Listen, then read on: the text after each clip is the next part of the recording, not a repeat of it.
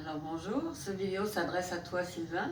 Donc si j'ai bien compris, tu as une sciatique aiguë, un pincement entre L5 et S1, ton nerf sciatique est irrité et toi tu as des symptômes jusque dans toute la jambe, donc dans la cuisse, le mollet à l'extérieur et puis les derniers orteils. Donc c'est un cas quand même assez aigu et tu dois dans un premier temps faire tout ce qu'il faut pour éviter la douleur. Alors nous allons te proposer des postures, des choses très simples pour d'abord aider la douleur. Et dès que tu fais quelque chose, si tu sens de la douleur, tu dois arrêter immédiatement. Alors ce dont nous avons besoin, ce sont, comme tu vois, il y a 2 coussins. Et là, ça va être pour la fin, pour le repos en position sur ton divan. Nous avons un petit coussin qu'on met sous la tête. Nous avons ces 3 balles, une qui est molle. Nous avons 2 balles plus dures, balles de baseball très intéressantes pour détendre les muscles au niveau de la fesse. Et nous allons utiliser une petite super balle pour le pied. Et la grosse balle en forme de baseball va nous servir à mettre entre les cuisses en position couchée. Alors nous allons commencer maintenant. Nous installons aussi grâce à l'aide d'une chaise qui est contre le mur. Et tout à l'heure, nous allons la tourner pour faire la position des jambes à 90. Alors, nous allons nous approcher proche de la chaise. Nous sommes à 90 degrés. Nous pivotons. Et là, on va se placer de telle façon à être confortable. Et on attend. On attend qu'est-ce que notre dos dit. Le plus important dans tout ça, c'est que le dos prenne une position et se détend et on laisse la place à toutes les vertèbres pour respirer et les muscles de s'allonger. Alors nous allons utiliser la respiration qui est de expirer pour aplatir toute la colonne. Quand je dis aplatir, en fait, ça nous aide à étirer toute la colonne pendant que nous allons expirer. Les bras sont croisés sur la cage thoracique. Nous regardons en direction des cuisses. Et comme tu as remarqué, j'ai les pieds qui sont croisés.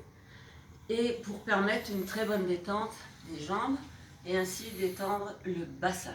Parce qu'on doit à tout prix laisser tomber cette lordose, le creux dans le dos, pour que tout le monde soit bien aplati. Alors là, je mets mes bras croisés sur la poitrine et j'observe d'abord. Je m'assure que ma tête regarde bien en direction de mes cuisses. Si j'ai besoin d'un autre coussin, j'en mets un autre. Et là, je vais soupirer, je vais expirer en m'aidant de mes bras pour la descente de la cage thoracique.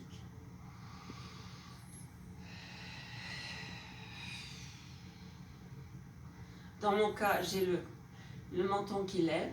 Alors, j'aurais certainement besoin d'un autre petit coussin. Et ce que je peux faire dans l'immédiat, c'est remonter un peu plus le coussin. Et là, je vais faire la même chose.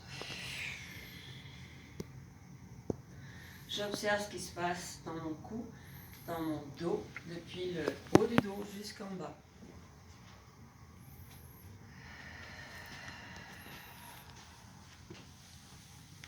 Donc, il faut être patient. Il faut observer qu'est-ce qui se passe pendant que je suis en train de soupirer, d'expirer. Cette position permet de,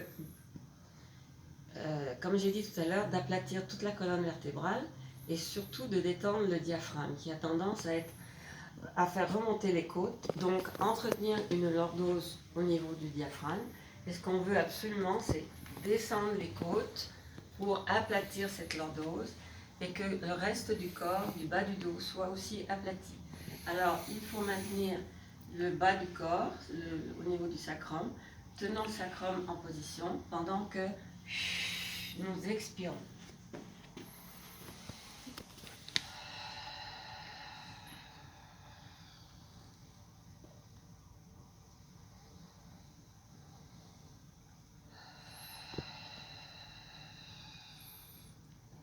Alors moi je suggérerais de faire ça au moins pendant 5 à 10 minutes pour laisser la poussière retomber parce que nos muscles sont toujours sur grande tension.